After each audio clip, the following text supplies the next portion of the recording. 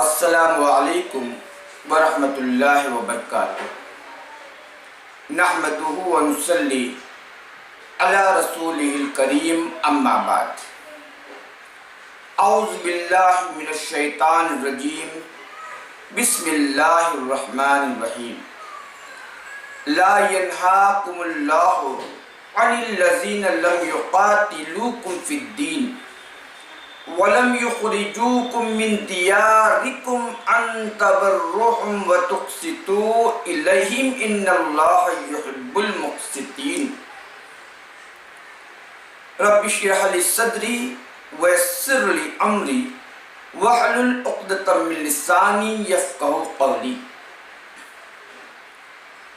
ناظرین اکرام، کچھ دنوں سے وسیم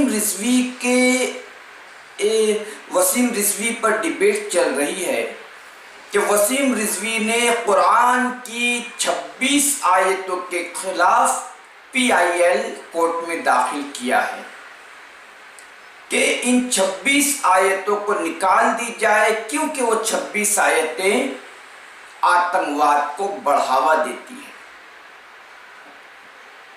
تو میرے بھائیوں، وسیم رضوی نے یہ اس لیے کہا کہ اس نے قرآن کو سمجھا نہیں۔ یہ وہی وسیم رضوی ہے جو سب سے بڑا اسلام کا دشمن ہے، جس نے قرآن پر انگلی اٹھانے سے پہلے مسلمانوں کی داڑھیوں پر کمنٹ کیا تھا کہ مسلمانوں کو داڑھی نہیں رکھنا چاہیے۔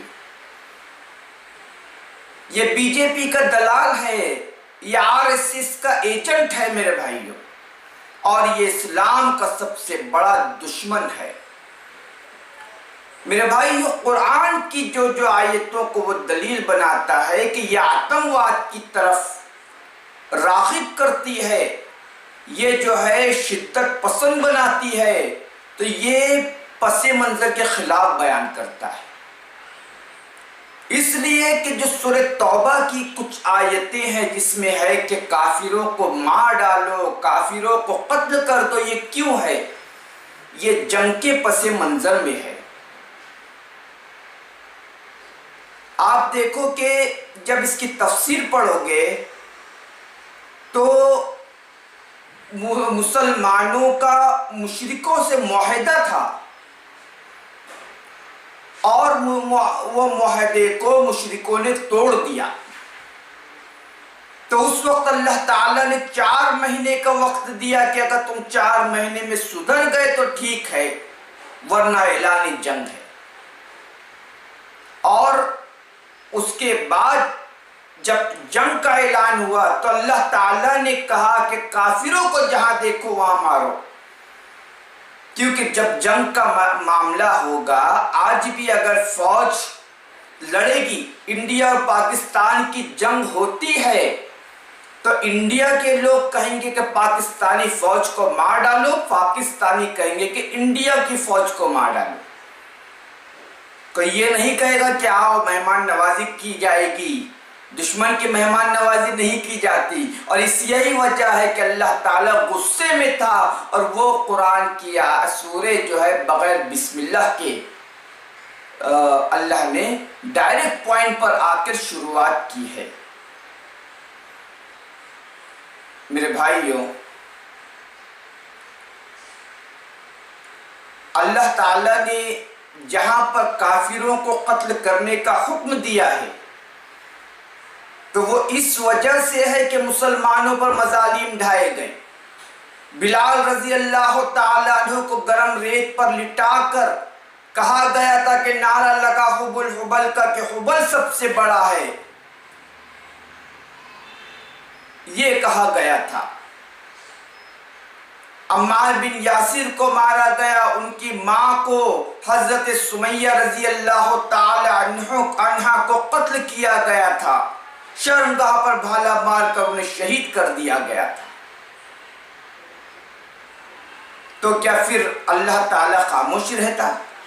اسی لیے جنگ کا اعلان کیا گیا کیونکہ مکہ جو ہے نبی کریم صلی اللہ علیہ وسلم کی سرزمین تھی، اور انہی کافروں اور مشرکوں کی وجہ سے نبی کریم صلی اللہ علیہ وسلم کو مکہ سے ہجرت کر کے مدینہ جانا پڑا تھا۔ حج کا موقع آیا تو معاہدہ ہوا، حج کرنے نہیں دیا گیا تھا، عمرہ کرنے نہیں دیا گیا تھا۔ تو میرے بھائی اس موقع پر اللہ تعالیٰ نے یہ ساری آیتیں نازل فرمائی، اور ان آیتوں کے ساتھ اللہ تعالیٰ نے یہ بھی کہا تھا کہ اگر یہ تم سے تمہارے پاس کافر و مشرک پناہ لینے کے لیے آ جائے تو انہیں تم چھوڑ مت دو، بلکہ امن کی جگہ پر لے جا کر چھوڑو، انہیں تم پناہ دو، یہ کہا تھا۔ میرے بھائیو، اسی لیے اللہ نے فرمایا سورہ ممتحنہ کے اندر، لا ینہاکم اللہ عن الذین لم یقاتلوکم فی الدین ولم یخرجوکم من دیارکم ان تبرہم وتقسطوا الیہم ان اللہ یحب المقسطین۔ اللہ رب العالمین نے فرمایا کہ اگر یہ کافر و مشرک کے ساتھ تمہیں اللہ تعالیٰ منصفانہ رویہ اختیار کرنے سے نہیں روکتا، ان کے ساتھ تم اچھا سلوک کرتے رہو۔ میرے بھائیو، اگر عام حالات میں کافروں کو مارنے کا حکم دیا گیا ہوتا تو وسیم رضوی جیسے لوگ بچتے نہیں بچتے، لیکن ایسا کہیں نہیں ہے میرے بھائیو، کہیں بھی اللہ تعالیٰ نے کافروں کو مارنے کا حکم نہیں دیا، صرف وہ جنگ کے حالات میں ہے، اور عام حالات میں اللہ نے فرمایا فَلَا تُطِعِ الْكَافِرِينَ وَجَاهِدْهُمْ بِهِ جِهَادًا كَبِيرًا، کہ اے نبی تم قرآن کے ذریعے سے ان سے بڑا جہاد کرو۔ وہ جہاد کیا ہے کہ قرآن کو سکھاؤ، قرآن کی تبلیغ کرو، یہ بڑا جہاد ہے۔ کنتم خیر امت اخرجت للناس تأمرون بالمعروف وتنہون عن المنکر، کہ تم میں ایک جماعت ایسی ہونی چاہیے جو معروف کا حکم کرے اور منکر سے روکے، ایسے ہی لوگ فلاح پانے والے ہیں۔ لیکن میرے بھائی افسوس ہوتا ہے وسیم رضوی جیسے پلیت پر، وسیم رضوی جیسے ناسمجھدار انسانوں پر، کہ انہوں نے ہندو اور مسلمان کو لڑانے کی کوشش کی ہے، وہ ہندو اور مسلمانوں کے اندر فساد پیدا کرنے کی کوشش کر رہا ہے